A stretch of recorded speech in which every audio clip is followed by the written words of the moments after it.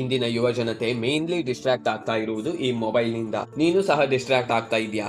ಯಾವುದರಿಂದ? ಈ ಮೊಬೈಲ್ ನಿಂದವಾ ಅಥವಾ ಇದರಲ್ಲಿ ಇನ್ಸ್ಟಾಲ್ ಆಗಿರುವ ಆಪ್ ನಿಂದವಾ? ಅಂಡ್ ಇಲ್ಲಿ ನೆನಪಿರಲಿ, ಮೊಬೈಲ್ ನಮಗಾಗಿ ಇರುವುದೇ ಹೊರತು ನಾವು ಮೊಬೈಲ್ಗಾಗಿ ಅಲ್ಲ. ಅಲ್ಲದೆ ಈ ಮೊಬೈಲ್ ಹಾಗೂ ಅದರಲ್ಲಿನ ಆಪ್ ಅನ್ನು ಮಾಡಿದವರು ಇವರಿಬ್ಬರೂ ಕೂಡ ಬಿಲಿಯನರ್ಸೇ ಆಗಿದ್ದಾರೆ. ಆದರೆ ನೀನು ಯಾರು? ನಿನ್ನ ಗೋಲ್ನಿಂದ ಡಿಸ್ಟ್ರಾಕ್ಟ್ ಆಗಿ ಏನು ಪ್ರಯೋಜನ ಆಯಿತು ನಿನಗೆ ಎಂದು ಎಂದಾದರೂ ಯೋಚಿಸಿದ್ದೀಯಾ? ಅಲ್ಲದೆ ನೀನು ಡಿಸ್ಟ್ರಾಕ್ಟ್ ಆಗುವುದರಿಂದ ಅವರು ಮತ್ತಷ್ಟು ವೃದ್ಧಿಯಾಗುತ್ತಾರೆ. ಆದರೆ ಇದರಿಂದ ನಿನಗೇನು ಸಿಗುತ್ತೆ? ನಿನಗೇನು ಸಿಗುತ್ತೆ? ಆ್ಯಂಡ್ ಇಲ್ಲಿ ಒಂದು ಮಾತು, ಮೊಬೈಲ್ ನನ್ನನ್ನು ಡಿಸ್ಟ್ರಾಕ್ಟ್ ಮಾಡುತ್ತೆ ಆ್ಯಂಡ್ ಮುಂದೆ ಹೋಗದಂತೆ ತಡೆಯುತ್ತೆ ಎನ್ನುವುದೆಲ್ಲ ನಿನ್ನ ಮಾತು, ನಿನ್ನ ವಾದವಾಗಿದ್ದರೆ ಪ್ಲೀಸ್ ಸ್ಟಾಪ್ ಇಟ್.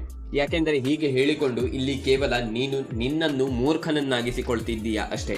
ಯಾಕೆಂದರೆ ಮೊಬೈಲ್ನಿಂದವೇ, ಅಂದರೆ ತಮ್ಮ ವೃತ್ತಿ ಜೀವನವನ್ನು ಇದೇ ಮೊಬೈಲ್ನ ಮುಖಾಂತರ ಆರಂಭಿಸಿ ಯಶಸ್ಸಿನ ಉತ್ತುಂಗಕ್ಕೇರಿದ ಅದೆಷ್ಟೋ ಮಂದಿ ಇಂದು ನಿನ್ನ ಕಣ್ಮುಂದೆನೇ ಇರಬಹುದು. ಆ್ಯಂಡ್ ನಿನ್ನಲ್ಲಿಯೂ ಸಹ ಅನ್ಡೌಟೆಡ್ಲಿ ಒಳ್ಳೆಯ ಟ್ಯಾಲೆಂಟ್ ಇದೆ. ಆ್ಯಂಡ್ ಅದನ್ನು ಗುರುತಿಸಿ ಅದನ್ನು ಉಪಯೋಗಿಸು. ಆವಾಗ ಮಾತ್ರ ಕಾಲೇಜ್ ಮುಗಿದಾಗ ನಿನಗೆ ಎಲ್ಲಿಯೂ ಸಹ ಕೆಲಸ ಕೇಳಿಕೊಂಡು ಅಲೆಯಬೇಕಾಗಿ ಬರುವುದಿಲ್ಲ.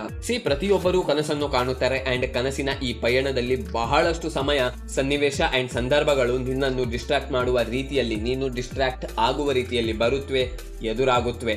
ಸೊ ಇವಾಗ ಇಲ್ಲಿ ಡಿಸ್ಟ್ರಾಕ್ಷನ್ ನಿಂದ ಡಿಸ್ಟ್ರಾಕ್ಟ್ ಆಗಬೇಕಾ ಅಥವಾ ಈ ಡಿಸ್ಟ್ರಾಕ್ಷನ್ ಅನ್ನೇ ಡಿಸ್ಟ್ರಾಕ್ಟ್ ಮಾಡಿ ನಿನ್ನ ಲೈಫನ್ನು ಉತ್ತಮವನ್ನಾಗಿಸಬೇಕಾ ಎನ್ನುವುದು ನಿನ್ನ ನಿರ್ಧಾರವಾಗಿರಬೇಕು. ಅದನ್ನು ನೀನು ನಿರ್ಧರಿಸಬೇಕು.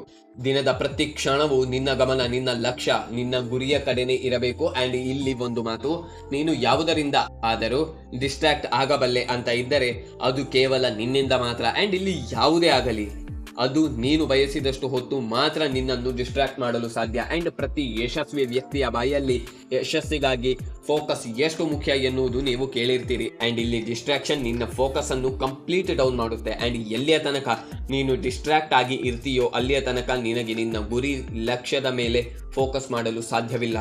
ಸೊ ಇಲ್ಲಿ ಡಿಸ್ಟ್ರಾಕ್ಷನ್ಗೆ ಡಿಸ್ಟ್ರಾಕ್ಟ್ ಮಾಡಲು ಬಿಡದೆ ನೀನೇ ಡಿಸ್ಟ್ರಾಕ್ಷನ್ ಅನ್ನು ಡಿಸ್ಟ್ರಾಕ್ಟ್ ಮಾಡಬೇಕು. Think about it.